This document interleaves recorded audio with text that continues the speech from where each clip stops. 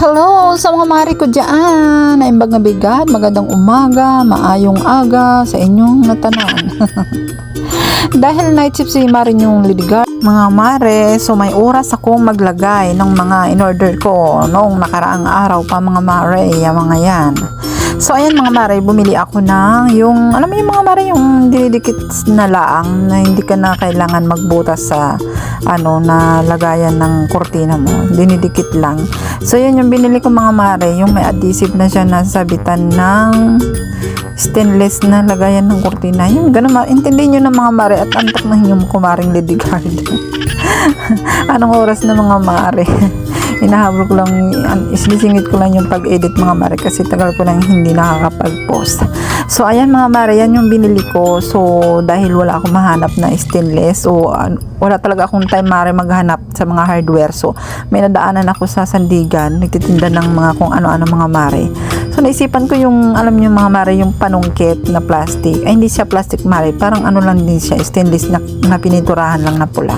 So ayan ang ginawa ko mare, nilagari ko mga mare, sinukat ko yung haba ng lababo namin mga mare, tapos nilagari ko yung dulo-dulo. So ayan, nakabit na natin ang ating kurtina mga mare na hindi natin kailangan magbutas sa lababo para mailagay ang mga lagayan ng kurtina. So dinikit lang yan mga mare. Naalala ko mga mare, may isang parcel pa pala ako. So bumili ako ng lagayan ng sabon or dishwashing sa lababo. So nakita nyo mga mare, nakalapag lang sa tiles yung mga namin, panghugas ng plato at sabon. So naisipan kong mag-order ng soap holder, sponge, mga ganyan mga mare. So ayan, nakikita nyo na binuksan na natin mga mare. So ayan, nung una mare, naganap ako ng tornilyo mga mare, hindi pala yan tornilyo, nildikit din, para may adhesive din pala siya mga mare. So ganyan siya, may din mare, yung parang sampayan ng basahan mo pag nilabhan mo dyan sa lababo mare, pabang nagpunas-punas ka. So ayan yun mga mare. So samahan nyo akong mag-ala karpintero. Dahil wala ang ating mister, tayo ang gumagawa mga mare. So all around tayo.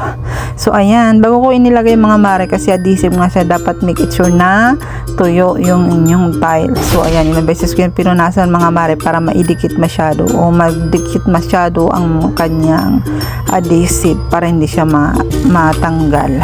Ayan mga mare, tuyo na yung ating pagkakabitan. Ilang beses ko yung pinunasan ng mga mare, mga tissue at baka ng basahan. So ayan, balatan na natin mga mare yung adhesive para dumikit siya. So ayan, so finally mga mare, nakabit na natin. So pantay ba mga mare? Mukhang matibay naman siya mga mare, so hindi ko lang alam kung tatagal ba yan. So parang yung adhesive mga mare is matibay naman at sobrang dikit na dikit.